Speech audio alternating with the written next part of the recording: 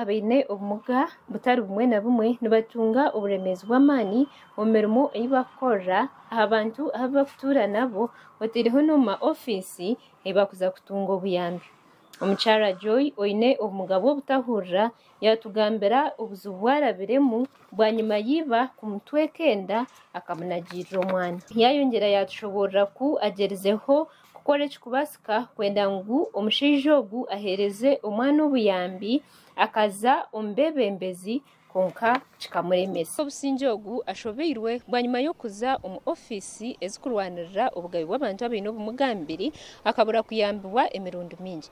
Omukyaro ogu nagira ngu kenje nazayo konka ashangamu obuzibu abo butagira bantu abakubasa kubavunurira ninga shuba interpreters. Joy ko obusinge ogu ashobeirwe bwanyuma y'okuza omu office ezikurwanirira obugabe bw'abantu abaine obumuga mbiri akabura kuyambibwa emirundi mingi. Omukyaro ogu nagira ngu kenje nazayo konka ashangamu obuzibu abo butagira bantu abakubasa kubavunurira ninga shuba interpreters hamwe n'okushanga offices zitakurwanirira ddembe ly'abantu abaine obumuga.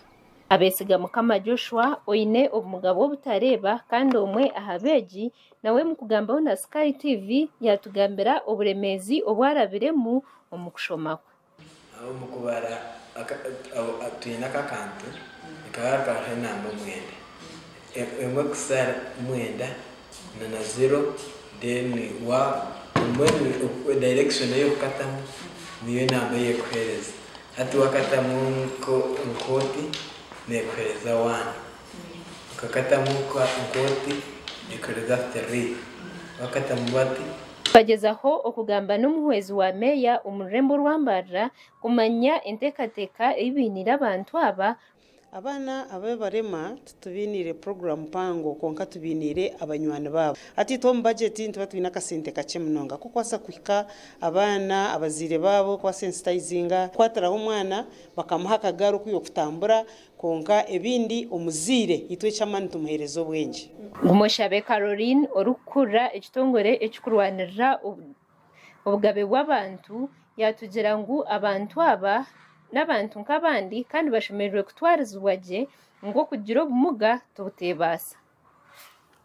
Bine akuba kutukuba ntugamba obugabe bw'omuntu ebi n'ebintu ebitukuzarwa nabyo nange bitwine ahakuba turi abantu so abantu abaine oburema nabo abantu biine obugabe bwona obw'abandi bantu bari bine bwona obw'abandi bantu bine obugabe bw'obutashororwa kuba n'abarema okwingana n'obutashororwa obugabe bw'obutabonabonesebwa obugabe bw'okukurusi bw'omuburinganiza obugabe bw'obwingi konka obugabe obw'abandi abantu bine nabo abantu abakutura n'oburema bagwine ahakuba n'abantu. They are human beings so they enjoy all the other rights like every human being does.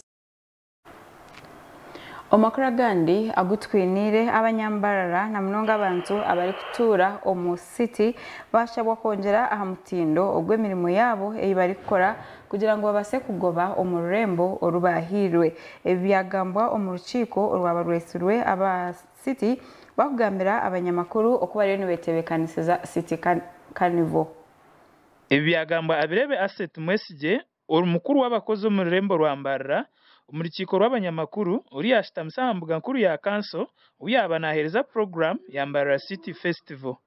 Abirebe Ase yayongera yagira ngo enshonga enkuru eri kuteisaho festival no kumanyisa abantu abari aheriyo rurembo uburungi bwa Mbarara batyo bakabakunda isoko leta business. To market Mbarara to show that we have what it takes for the foreign investors and the local investors